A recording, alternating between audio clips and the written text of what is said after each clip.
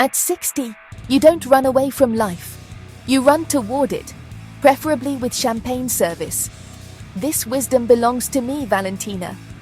Age is a starting pistol for a new race. Turning 60 wasn't about winding down, it was about revving up. Life had just begun to get interesting. The responsibilities of youth had faded, leaving a vast expanse of possibility. I was done with expectations and obligations. Instead, I championed unapologetic indulgence, seizing every moment with a perfectly manicured grip. Why settle for a quiet evening at home when you could be sipping Prosecco on a sun-drenched terrace? Why reminisce about past adventures when you could be creating new ones? This wasn't about escaping reality, it was about upgrading it. It was a conscious choice to chase joy and embrace spontaneity. My passport was my most prized possession. This journey was destined to be different. Conceived during a rainy Tuesday afternoon over lattes. We needed a declaration of independence. We craved an escape from mundane routines. The endless scrolling through social media, the quiet hum of a life lived on autopilot.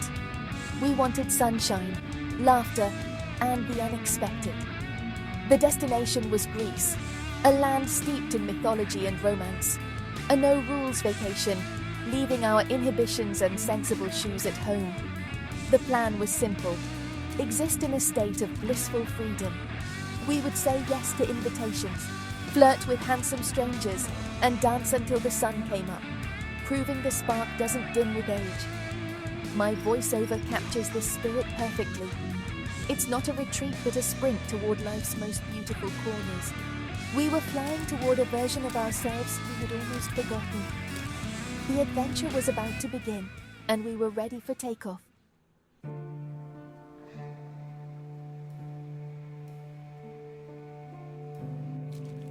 At the heart of this grand adventure is an unforgettable trio of women, each one a force of nature in her own right. Valentina, the elegant narrator, is 62 and twice divorced. With a sharp wit and a glamorous wardrobe, she's on a quest to prove she's still got it. Tessa, 65, is a widowed yoga teacher with a playful spirit. She finds humor everywhere and embraces life's imperfections. Mona, 61, is a powerhouse real estate mogul. She manages deals with confidence and plans vacations meticulously. Together, they are a perfectly balanced cocktail of elegance, mischief, and power. This trip to Greece is a celebration of their shared journey and a bold leap into whatever comes next together.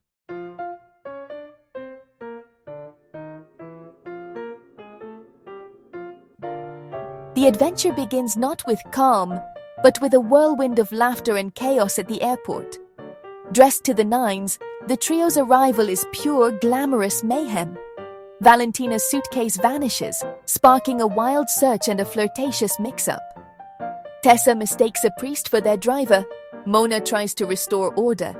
But laughter wins out. Chaos is their signature. Leaving the airport, they drive into a world of fabulous, unpredictable adventure.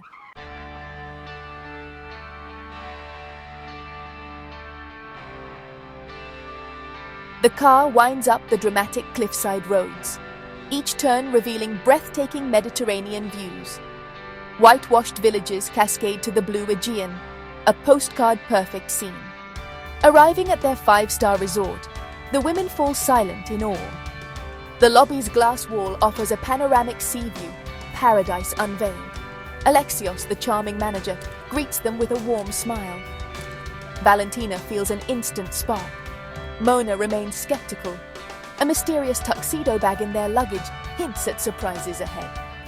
Paradise is even better than imagined, brimming with secrets, sparks, and surprises.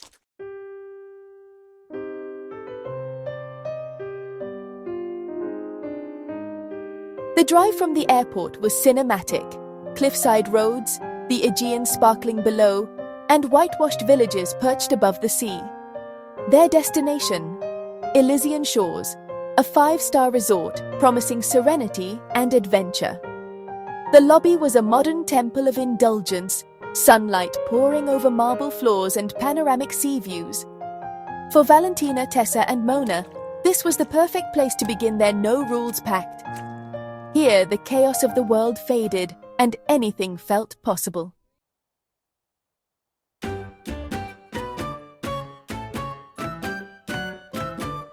Alexios, the resort manager, approached with Mediterranean charm and a knowing smile. Welcome to Elysian Shores, ladies. We are so pleased to have you with us. We booked the premier suites, adjoining rooms, sea views, just as requested. Of course, madame. Even the walls have sea views. Mona's skepticism met Alexios' confidence, but his charm won her over in seconds. The vacation had barely begun, and already sparks were flying.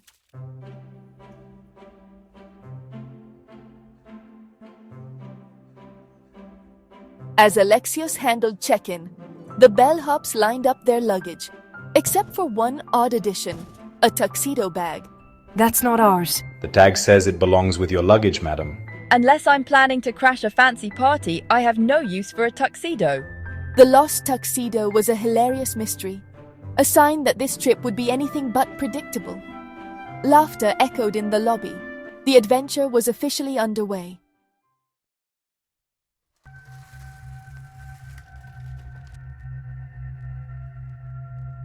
Alexios led them to their suites, minimalist, luxurious, and opening onto terraces with endless Aegean views. This will do. Heaven, I may never leave this terrace. Is it to your liking, Valentina? Anything you need, just ask. The air between Valentina and Alexios crackled with possibility. As the sun set, the promise of new stories shimmered in the golden light.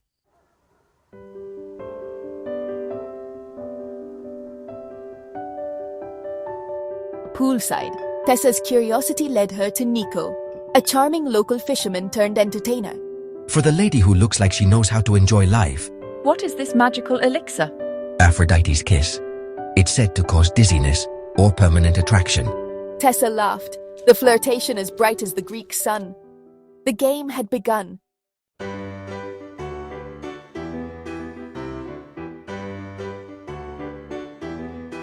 Mona, seeking a massage, mistook Luca, a travel writer, for the resort's masseur. I need a full release of tension. Don't be shy. Deep pressure. Luca, bewildered but compliant, mimicked a massage he'd seen in a movie. Better a little deeper. Mona relaxed. Luca improvised, and a hilarious misunderstanding unfolded. Sometimes, the best stories come from the most unexpected hands.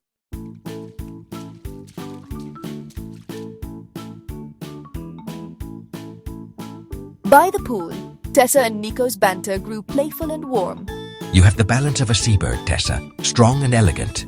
He made me feel vibrant and alive, like the only woman at the resort. Their laughter and flirtation drew smiles from everyone nearby. You make it impossible to focus, Tessa. How can any man win with you smiling like that? Under the Greek sun, a vacation romance was blossoming.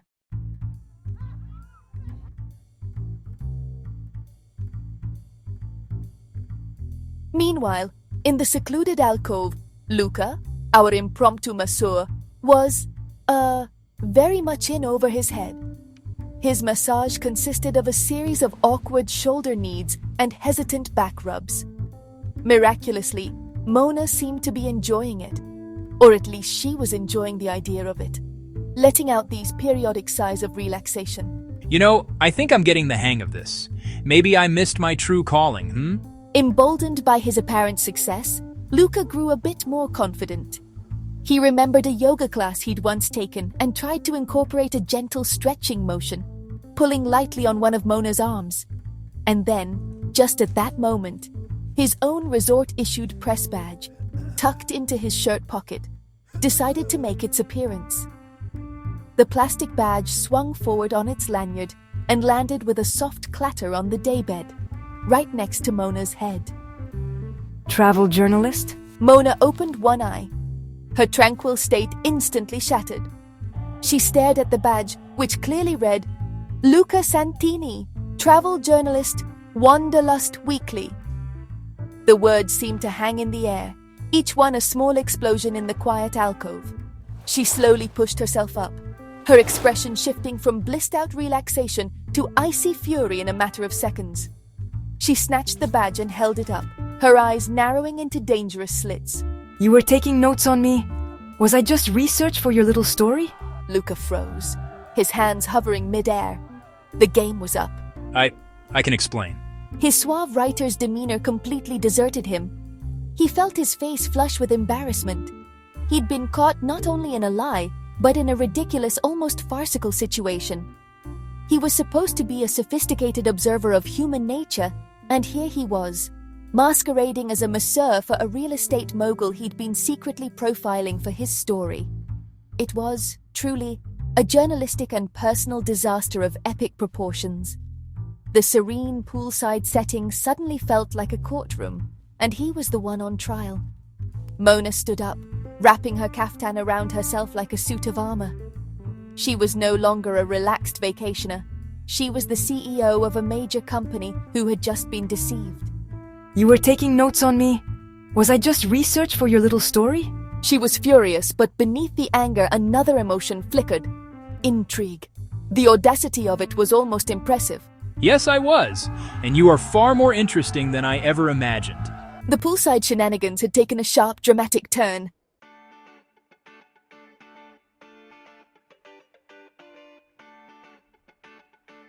As the sun set, the resort transformed. Lanterns flickered, music drifted, and anticipation filled the air. I slipped into a silk dress, nerves fluttering as I prepared to meet Alexios for dinner.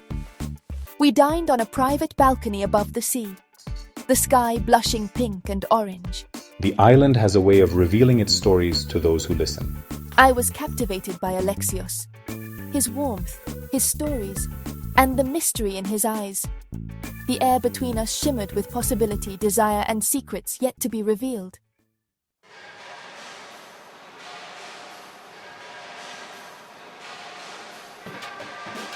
While I enjoyed fine wine, Tessa and Nico slipped away for a moonlit boat ride. Nico's idea, of course. They left the resort behind, drawn to the humble fishing boat Calypso. The sea was calm, the moon bright, and adventure in the air. Suddenly, the motor sputtered and died. They were adrift. Tessa laughed, delighting in the unexpected misadventure. Floating under the stars, their laughter faded into quiet closeness. A kiss lingered in the moonlight, simple, magical, and unforgettable.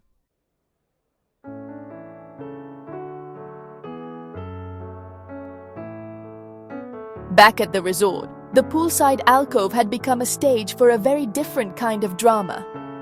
Mona, radiating an icy fury, stood with Luca's press badge held between her fingers like a piece of damning evidence.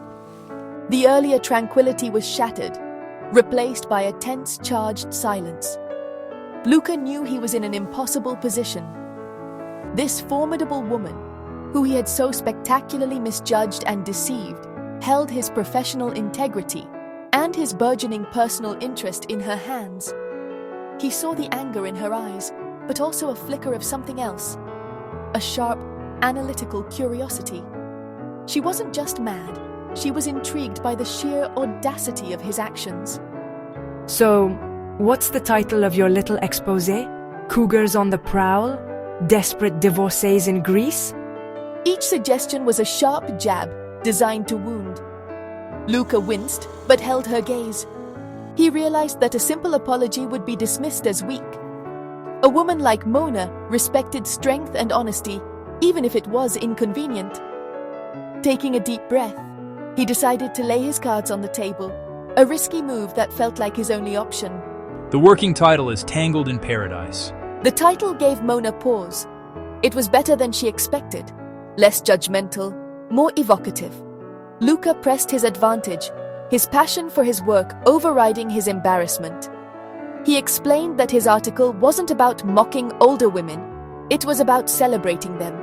He was fascinated by the growing trend of women over 60 who were refusing to become invisible, who were traveling, seeking joy, and living more boldly than ever before. I'm not writing about women who travel for love. I'm writing about women who are rediscovering a love for life. You and your friends, You are the embodiment of my entire thesis. His confession was earnest, his admiration for her and her friends palpable. He admitted that his initial approach was clumsy and his deception inexcusable, but the story itself was genuine. As he spoke, Mona's anger began to slowly recede, replaced by a grudging respect. He wasn't just a shallow journalist looking for a cheap story. He was a storyteller who had seen something special in them. Then Luca made his final, most vulnerable confession. The truth is, the story has changed since I met you. I started out as an observer, but you've made it complicated. You've made it personal. The unraveling was complete, leaving them both exposed in the fading light.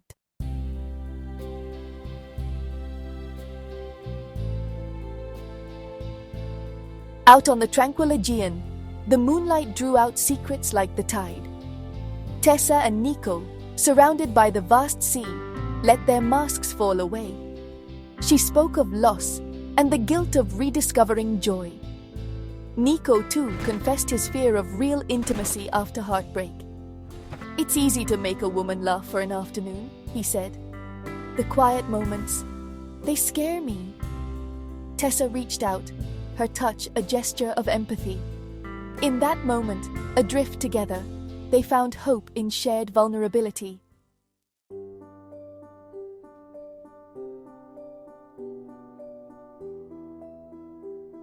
By the time Alexios walked Valentina back to her suite, the moon was high in the sky. The romantic evening seemed perfect, until hesitation and sadness flickered in Alexios's eyes. He confessed he was married, trapped in a loveless arrangement. The truth shattered Valentina's fantasy. She pulled away, her heart guarded. Alone, Valentina realized the cracks in her joyful vacation had finally appeared.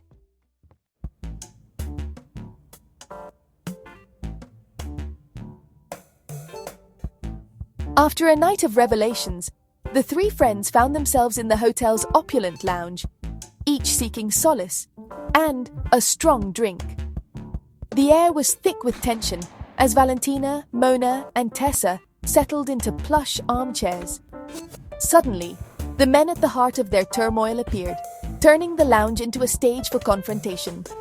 The women, united and resolute, faced the men, ready for the truth.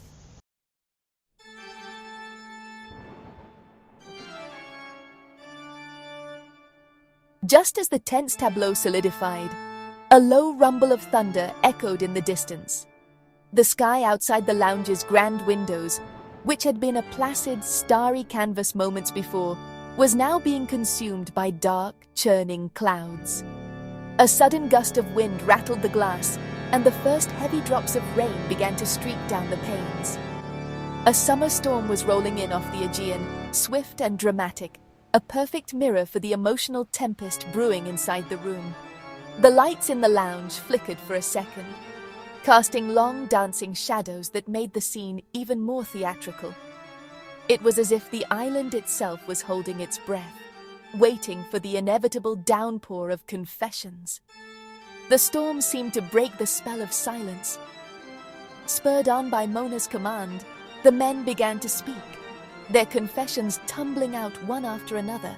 I want to say again to all of you how sorry I am. I should have told you sooner, Valentina. My marriage, it's a gilded cage, a loveless arrangement with the hotel's owner. I let myself believe I could have something real, even for a moment. I'm not asking for pity, just perhaps a little understanding. Little. Valentina listened, her expression unreadable, the rain on the window pane like tears she refused to shed. Mona, I need to be honest. My article, Tangled in Paradise. I started writing about you all as subjects, archetypes for a story about, well, a social phenomenon. But that changed the moment I was mistaken for a masseuse. Your strength, Mona, your unapologetic power, it absolutely captivated me. Your fury at my deception was more real than any polite interview. Against all my professional and personal judgment, I found myself falling for the protagonist of my own story, right in the middle of writing it. Tessa, I've always been afraid of real love. Losing my wife, it left a hole I tried to fill with jokes and flirting, just to keep people at arm's length. But you, your spirit, your laughter, you broke through all that. Being adrift with you at sea, it didn't feel like being lost. It felt like being found. I'm terrified of what I feel for you, but I'm even more terrified of letting you go. The storm raged outside, a wild symphony accompanying the raw, vulnerable truths filling the room.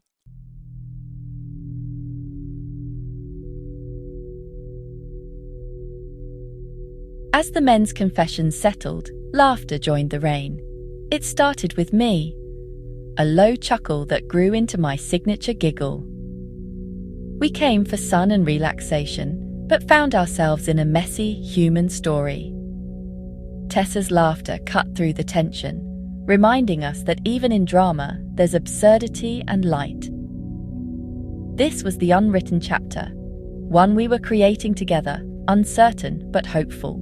Luca's open notebook revealed more than a story. It was a confession. He saw me as fierce, complex, and powerful. She could break your heart or build you an empire, and I find myself hoping for both. In the chaos, the most unexpected confession of all emerged.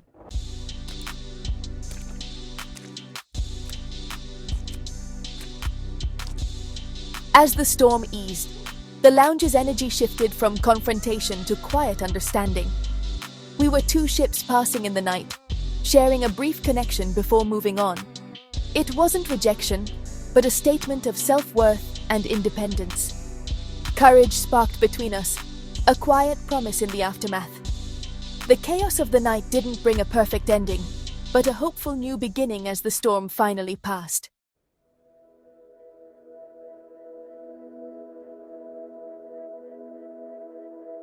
With two entanglements resolved, all eyes turned to Mona and Luca. Mona traced the last words in his notebook, then looked up, vulnerable and intrigued. She closed the notebook and pushed it back. "It's a good story," she said softly, "but it's not finished." The gamble had paid off. The dynamic had shifted. They were equals now, not just journalist and subject. Each woman had found courage, whether to walk away, face the future, or let go of control. Fabulous, flawed, and fearless, they embraced the messy, beautiful reality of their lives. The sun rose over the Aegean, gentle and forgiving, as if to wash away the storm of the night before. The air was fresh, the sky clear, and everything felt new. Tessa and Mona joined me on the terrace, coffee in hand, and we sat in peaceful silence, soaking in the morning. The chaos had passed, leaving clarity and a sense of possibility as wide as the sea before us. That morning, as we enjoyed breakfast on the terrace, quiet goodbyes replaced last night's drama. Alexios and I shared a silent, meaningful look, a bittersweet farewell, but no regrets. I hadn't found a romance to take home, but I rediscovered a part of myself. For Tessa and Nico, it was a hopeful new beginning. Some stories end, others are just beginning.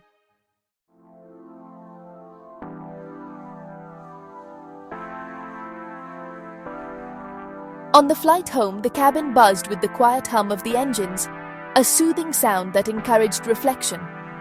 Mona, who usually spent flights catching up on work, was instead reading.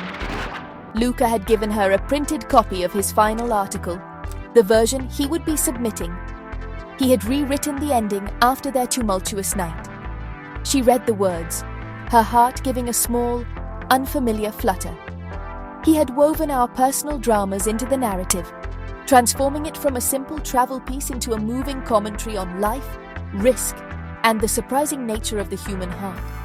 He had captured our essence perfectly, our flaws, our fears, and our fierce, fabulous spirits. We are taught to believe that romance is a country for the young.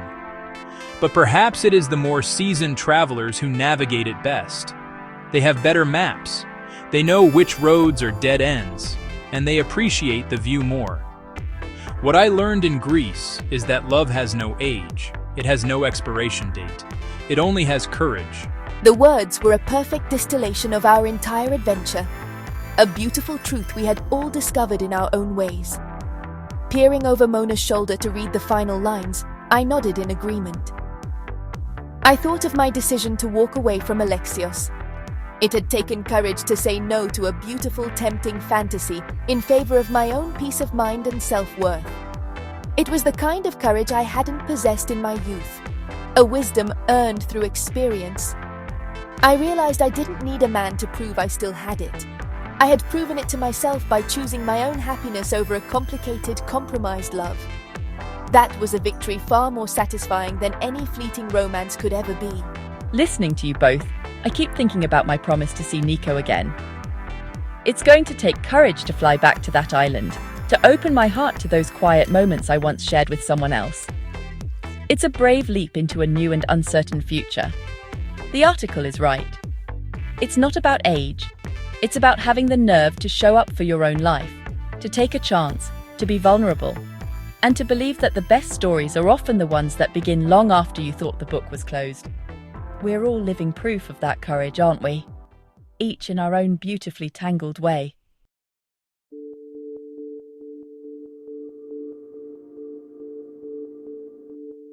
As the plane began its descent, bringing us back to our familiar world, my warm, sultry voice filled the air one last time, a final, reflective thought. We came to Greece for a vacation. We were looking for a simple escape, a pause button on our ordinary lives. But the universe, in its infinite and mischievous wisdom, gave us something so much more. It gave us chaos, it gave us complications, and it gave us a story we'll be telling for the rest of our lives. The trip had been anything but the relaxing getaway we had planned, and honestly, we wouldn't have had it any other way. Back in our city, we met a week later at our favorite cafe. The world around us was the same, but we were different. There was a new light in our eyes, a more confident swing in our steps. We were women who had run toward life and returned with our arms full. To misplaced tuxedos and mistaken identities. Mona, who had already booked a flight for Luca to visit New York, raised her glass first.